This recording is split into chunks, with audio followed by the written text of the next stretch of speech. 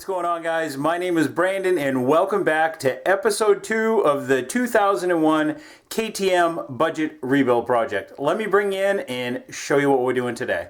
Alright guys, so if you haven't seen the first episode, go check it out, but here it is. It's an 01 KTM 250 two-stroke EXC. I have the motor out that's sent off to EJ Prescott Racing, and they're going through the motor, freshening it up. This is what that bike looks like in stock form, so with stock plastics on it. That's that right there, but somebody switched it over to the blue and I really like that blue color. In the last episode I talked to you, I was debating about whether to put 2017 or 18 components on it, and that would have involved moving the tank mounts, moving that tank mount, not a big deal, moving the mount back here, custom fabricating something for this whole rear tail section, buying this subframe, this aluminum subframe section off a newer bike and grafting it into this, and then fitting all new plastics onto it. I probably would have had to weld some tabs onto the frame.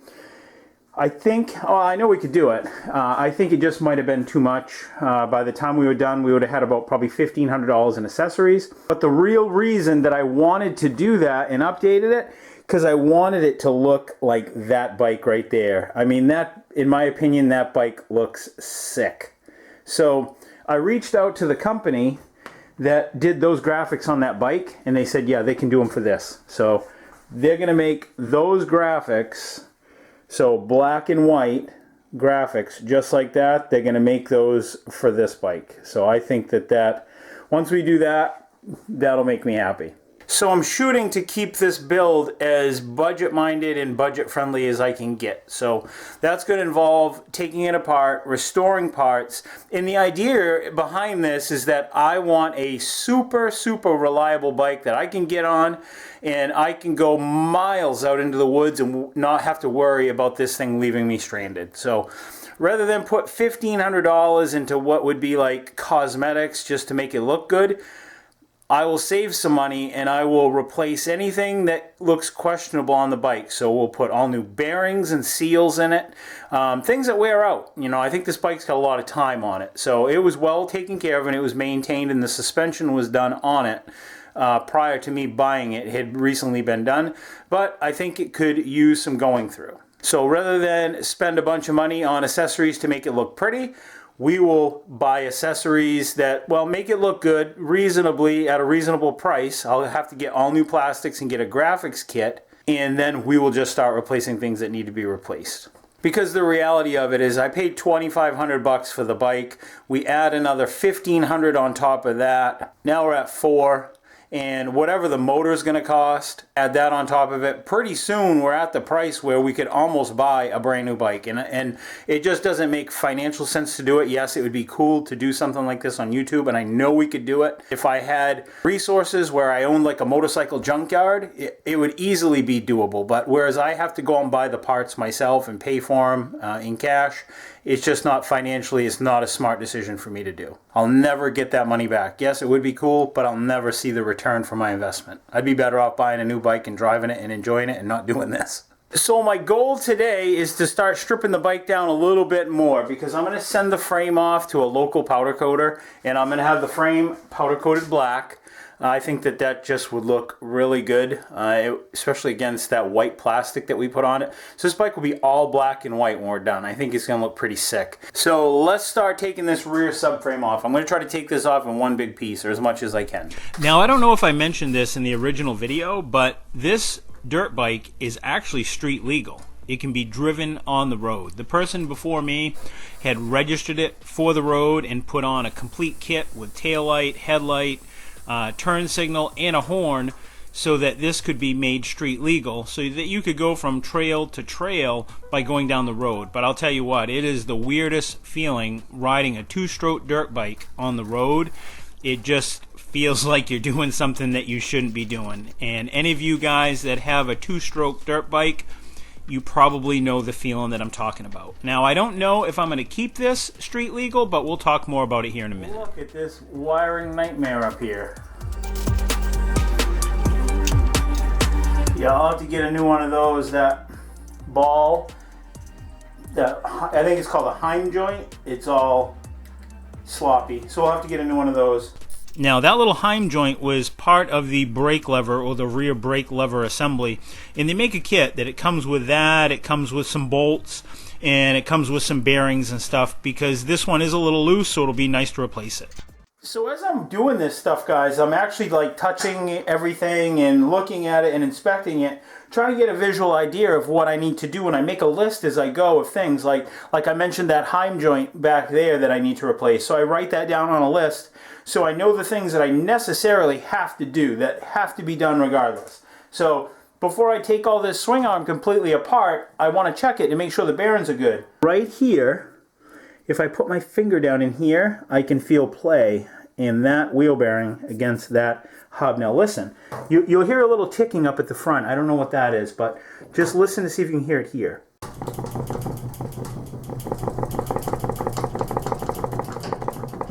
Yeah, so if I do it hard, you can hear it, that thump, thump, thump, thump, thump, thump. That's a wheel bearing. So if we need wheel bearings in the back, then we might as well put wheel bearings in the front. So we'll just do that. We'll just get wheel bearings front and rear.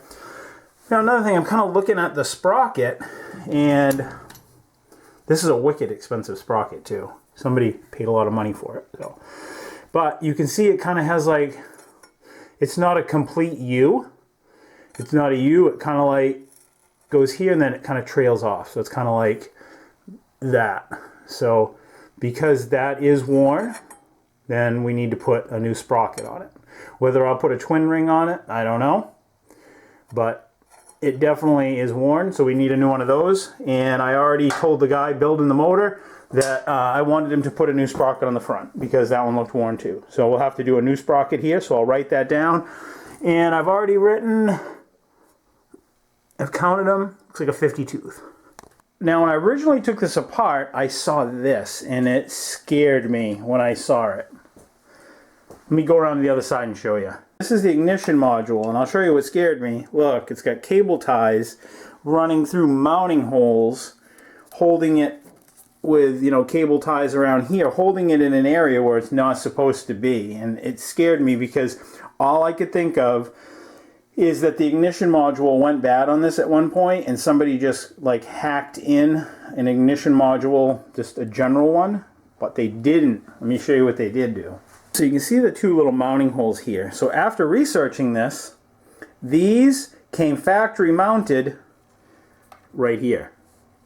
But what guys were doing is because you can see how that's open, they would get wet and they would cause problems. So guys were moving them down in here, which the motor's right here, so you get all that heat radiating up through so it always stays dry. So that was a mod that somebody did to this. So this ignition system hasn't been tampered with. So that was a huge relief for me, knowing that somebody just didn't carve into this, because this CDI or ignition box, they don't make it anymore. It's discontinued. So you would have to use something equivalent or similar. So we're gaining, guys. So now I'm going to just take the pegs off. I'm just slowly, methodically going through the bike and taking things apart and labeling them and putting them in bags.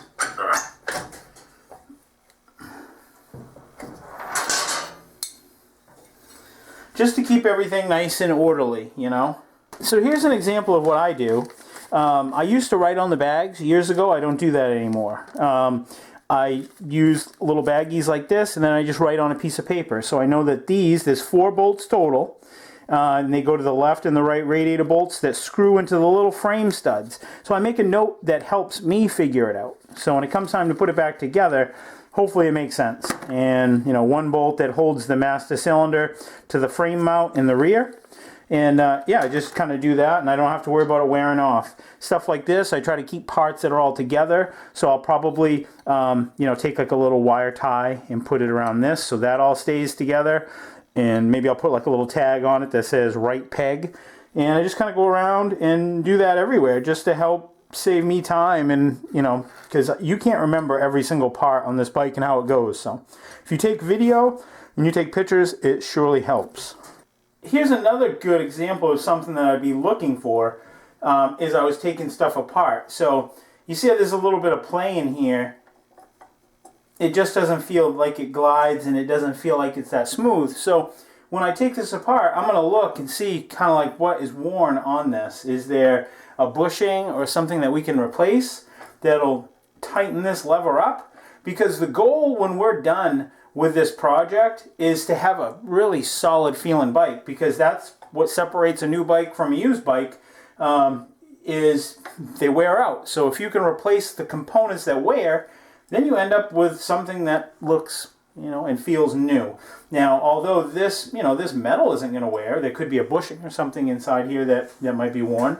This has a replaceable grip piece on here, so for very little money you can replace this little piece here, and this will appear brand new. Polish this aluminum up, replace this little tip.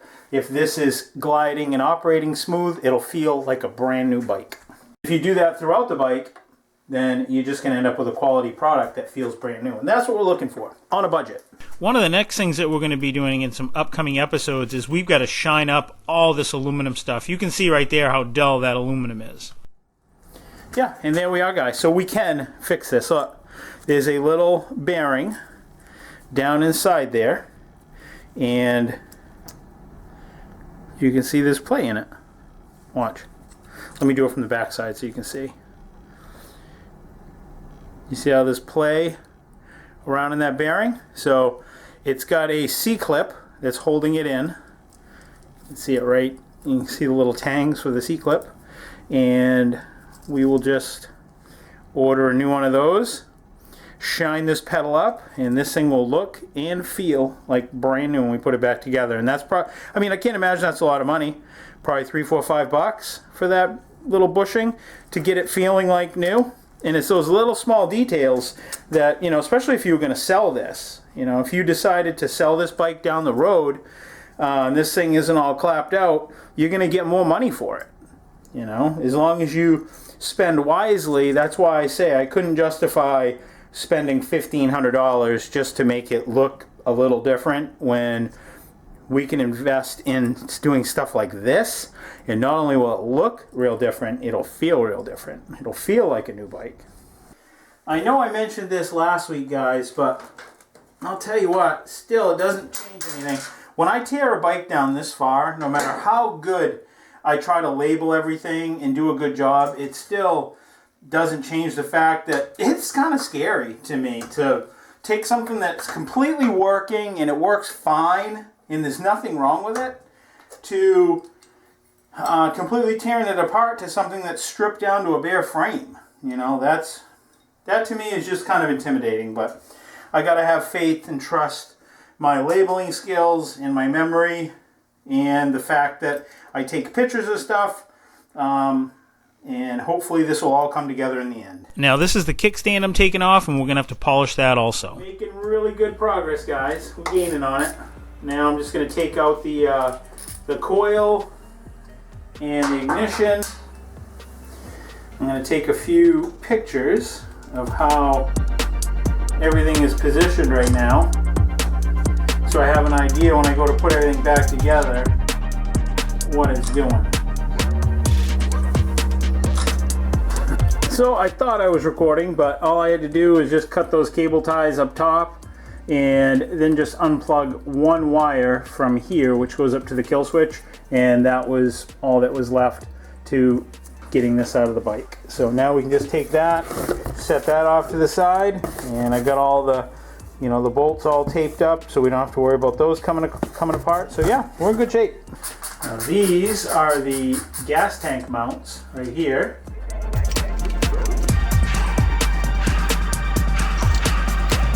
Alright guys, so here's where we're at, and if you saw it in episode 1, we've already pulled this apart, and so we just have to loosen this bolt, then we can get the whole suspension out of there. Now I'm just going to work on the front end, but so I'm going to start by pulling these guards, but this is just something I wanted to show you real quick. So you see this hardware here? It just looks really crappy. Well, hardware like this that is rusted actually kind of gives an appearance of that it's unkept, and it's not a lot of money to replace these fasteners. So I get all my stuff, and if you saw the build that we did on the Honda Quad, that 1986 one that we just did, last year? Well, I got all my fasteners through a company called Metric. Now, I am not sponsored by them, but this is where I get all my stuff when I work on dirt bikes or any metric hardware. They have all kinds of common and oddball stuff. So if you're looking for metric stuff, like I say, I'm not sponsored by them, but that's where I get it, and it's the best place you're going to find it, in my opinion. You know, just like this little nut. You see how that's all like rounded off right there? That looks terrible. So what I will do is I will reach out to them and I will get one of those nuts that's made in stainless steel. And it's little things like doing this and upgrading the fasteners and make them look new that are going to take your project that looks like you put, you know, used parts that are worn out on it versus something that's new for relatively pennies to replace. And there's one back here that you just can't see. And I'm torn. I think I might do these fork guards in white. I don't know. There we go.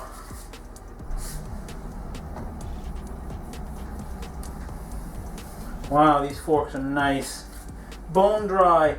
So we've got it taken apart now to the point where we've got to start taking off the front tire and we've got to start taking off the fork. So I'm going to jack up the frame here, then we'll get the front tire off, and then we'll start taking off the triple clamps. So I'm going to share a secret with you guys. At the time of this editing, it's right now Thursday. You're watching the video on a Friday. I've already got the frame at the powder coaters, and I picked out a color, and I can't wait to show you. It's killer. So now I got the back end all strapped down just to the bench, and now I'll just crank up this, which in turn will lift up the front tire. Now I can take off everything on the front end, and then once I get the front end completely off, so you can see it's off the ground now. Once I get that done, then I can just pull the bolt here, here, and then pull this swing arm bolt, get our whole swing arm out of the way, our front end will be off, and we'll just have a frame. We'll just bring that to the powder coater. So, yeah. I actually got to get this fender off too. There's only four little bolts up underneath, and then this little fender brace that goes on top. And because this bike was actually registered for the road and it was set up street legal, it actually has a electronic computer which tells tach, RPM, you know, speed, temperature. It's got all the sensors, and it has a front wheel sensor, which is this wire right here that I just undid. And you can see it's got a little area where it goes into. And then there's a little magnet right here that floats on the hub, and when that magnet passes that sensor, it just tells the computer how fast the tire's turning. So what we're going to do is we're going to pull off the brake caliper. That's kind of cool. It comes factory with Brembo brakes. So we're going to pull off the caliper, and then we'll pull out the axle and get this out of here. And I checked this. They're not super bad, but it is going to need new wheel bearings. So we'll put new wheel bearings in when we do that too. And to keep track of stuff, if I can screw the bolt back into the assembly, I do. And if not, I put it in a labeled Ziploc bag and move on to the next. So this nut here, or bolt, is 27 millimeter.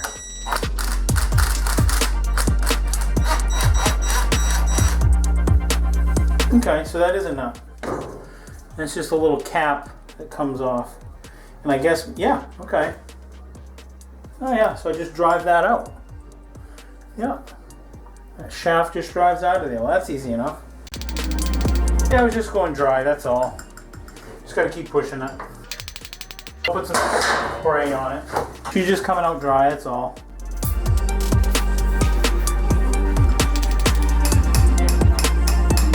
Yeah, it's going a lot easier. There we go. There we go. There we go. Okay. I just don't want to go losing any of these parts, so I'll have to be careful when I pull this out.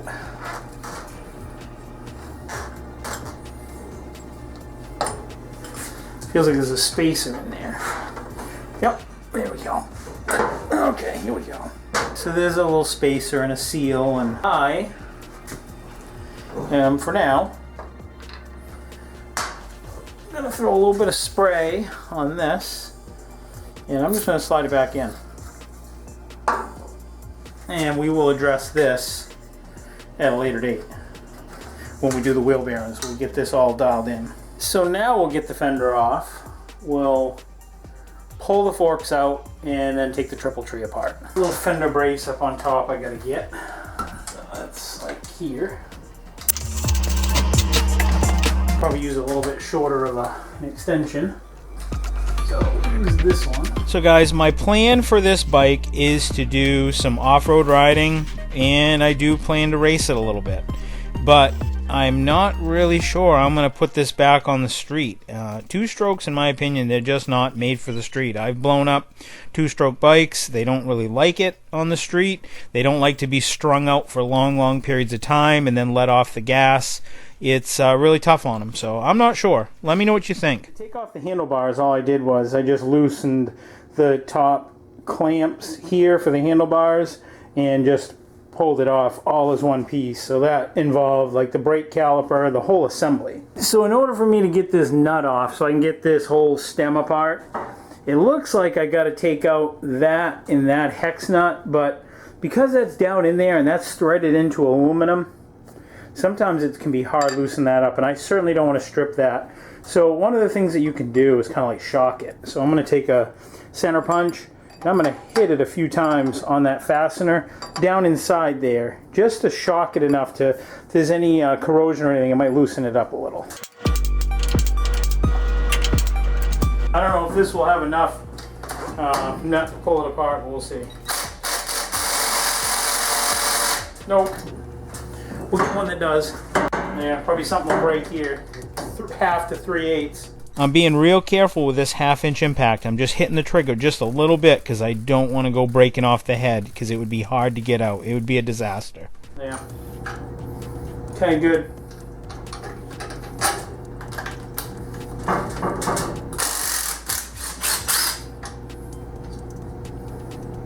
Huh. Piece of cake. See that? These are nice. These aren't cheap.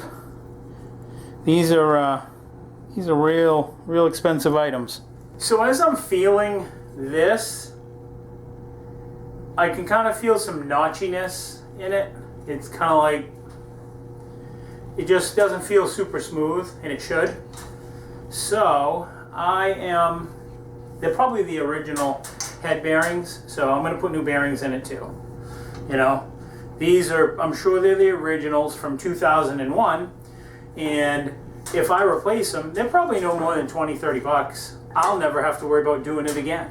And it's like one of those things that I keep telling you guys that, you know, you replace stuff like this, and that's what makes the bike feel good. It doesn't feel all clapped out. When you get on it, it's going to feel like a new bike because it's got new bearings in it. So that's what we got to do next.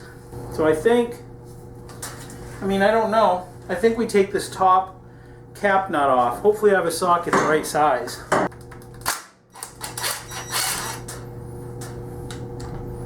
That came off easy. Now what? Maybe a rubber mallet, pound this bottom out. I think that's comes out that way. We'll see. Yeah, I think that's what happens.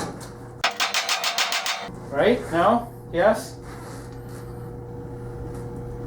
Oh, there's a pinch bolt here, guys. Yeah, I'd have been hitting that for 3 months of Sundays. There's a little pinch bolt right here at the top. I bet you guys that know this bike or have a KTM, you're like, what are you doing? You're going to wreck something. But yeah. There we go, look at that. Oh yeah, now it'll fall right out. We'll loosen this. Huh. They kind of look like it might have been taken apart before. I mean, it's got green grease on it. I don't know, but I'm going to put it back like this for now. And set it aside. This is the ring for the steering dampener. I'll tell you what, guys, this is one of the benefits of having a hydraulic or a pneumatic lift. You can always adjust the height to where it's comfortable. like I say, I use this for welding, I use it for everything, but it's just so universal. It didn't make sense for me to have just a welding table when I do so much. You can service your equipment, so right now I want to bring this up another couple feet, and I can, you know?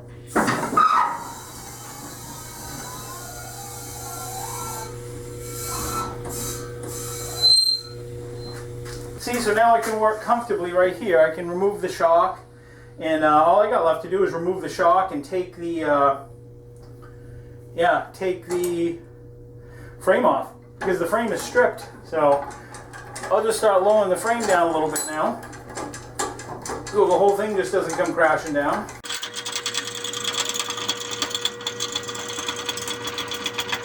So in between breaks, I've been ordering stuff. So I ordered a new rear tire, because this one's pretty much roached.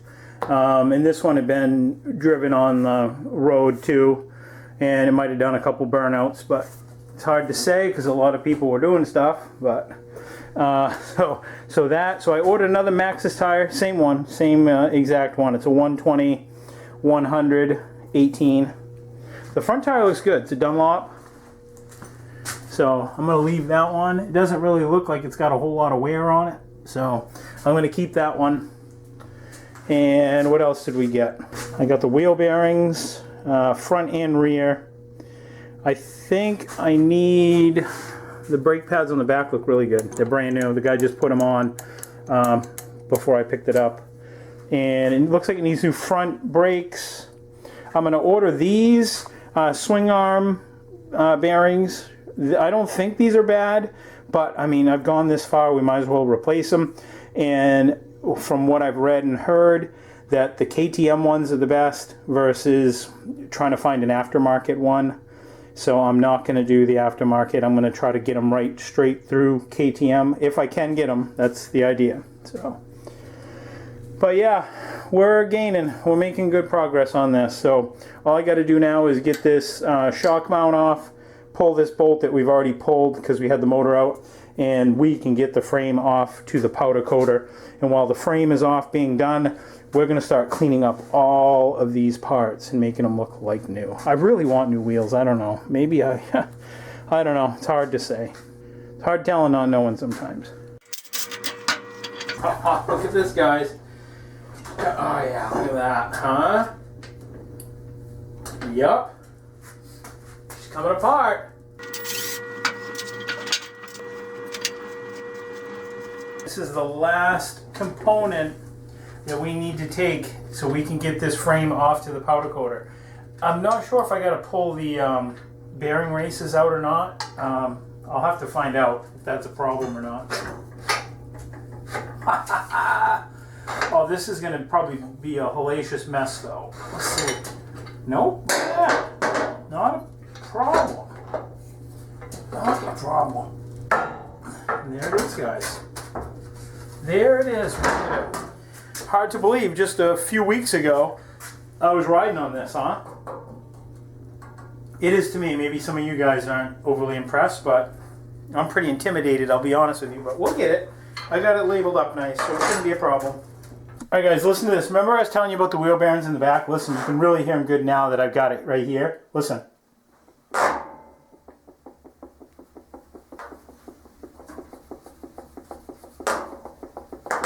Hear that? So, yeah, I'm glad we're getting new ones.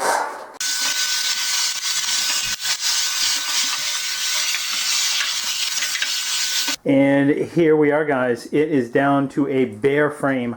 All we've got left is we got to get this off to the powder coater. And then in the next few episodes, we're going to start cleaning up all this stuff, because this is going to be a budget build. We're going to show you how you can take an old dirt bike like this, make it look and feel like brand new for the fraction of a cost. And that's all there is to it, guys. I want to thank you for watching. Thank you guys for tuning in. If you're wondering what I'm working on before it makes it up to YouTube, you guys can catch me on Facebook and on Instagram. I'll have links for any of the tools or any of the equipment that you see me using down below. New videos every Friday, so be sure if you're not a subscriber to subscribe. Until next week, guys, I will see you then. Take care, stay safe, see ya.